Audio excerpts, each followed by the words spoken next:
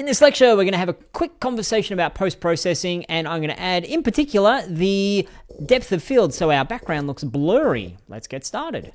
Let's talk about the main bits that we need to know about for post-processing. First of all, we've got a volume, and because of the way we set this up, the template that we use for this project, we've already got a global volume that's in our world. The volume is the thing that says, what's the area where we're going to apply our effects? And we've got this set, if we click on global volume, we've got it set to global.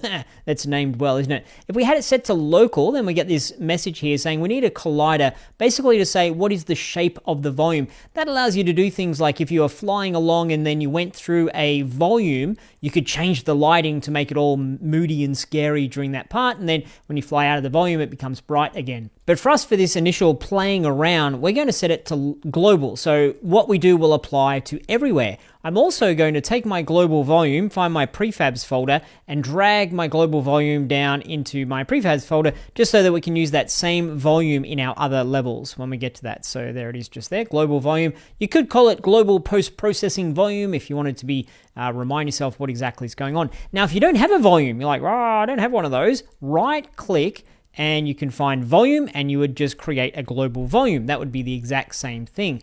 Now, when we look on our main camera, the camera is the thing that sees what's going on with our post-processing. It sees all these nifty effects we're doing. So in here, we need to click on rendering and just double check that post-processing is clicked on. So if I was to toggle this on and off, you see that it does have some sort of effect. So I was like, yeah, we currently do have post-processing that has some impact on our game. So if we click on our volume, we can see by scrolling down that we've already got a couple of things that have been set up. Tone mapping, bloom and vignette, and motion blur that's not selected on. These post-processing elements have been set up already because we're using a template. And if I toggle, I'll click back on my game view. If I toggle vignette on and off, you can see very subtly around the outside, we have this vignette on and off. So if I click on vignette and find intensity and ramp it all the way up, you see that's a full-on vignette. Vignette just means this kind of softening around the outside. Well, in that case, it's not very soft. It's quite stark. Click on smoothness and fiddle around with things there in that softness. So that's what a vignette is. And I can turn vignette off by deselecting the entire aspect here.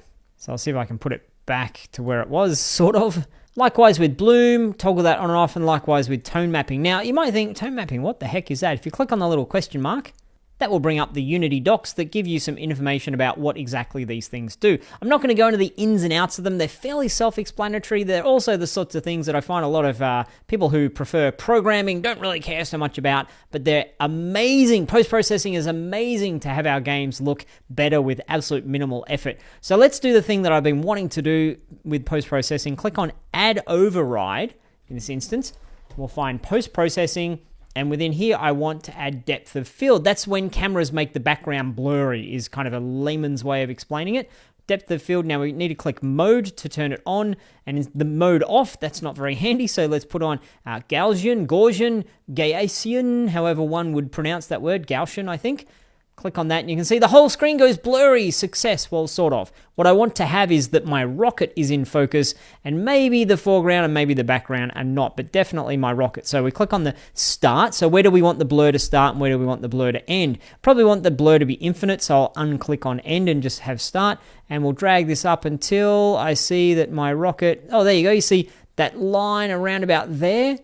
It pops into view. It's good that our rocket's always going to be on the same plane on that Z-axis. So round about here, and probably a little bit behind the rocket, I want to have a little bit blurry because I want to have saying if it's sharp, as in if the view is sharp, that means you can bump into it. If it's a little bit blurry, that means it's background. And you can change a few of these other settings in here. Let's just click and play and see how that actually performs. Yeah, see how my background is all blurred out? It's a really nice effect to say, that's way off in the distance.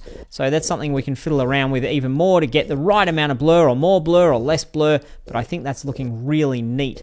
And so if you click on Add Override, you can see post-processing, there's a bunch of other things in here. Color curves are interesting, color adjustments are interesting. I want to give you the joy of discovery, and the way we're going to do that is to have you add one more post-processing type. So pick from the post-processing options, tweak and twiddle the settings until you're happy with it and it looks kind of nifty, and then please share a screenshot. So give that a go, see if you can add another post-processing type and get it looking the way you like, and when you come back, I'll show you me adding one more myself. So pause the video. I'll see you back here when you've given that a shot.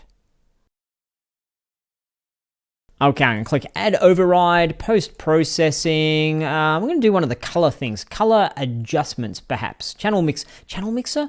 Let's see what channel mixer color. Okay, channel mixer. No, I don't like that one. Right-click. Remove, as we've done before. Add Override, Post-Processing.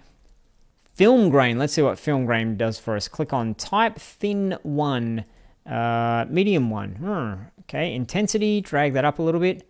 Okay, and you can see that's giving us that kind of looking through a camera type look. Response, play around with those things now as I'm flying around. It softens it a little bit, adds a little bit of that graininess to it. Do I like it? I'm not sure if I do like it, but it was good for practice, fiddling around with it. So film grain may or may not have it on. You can easily turn it on and off like that.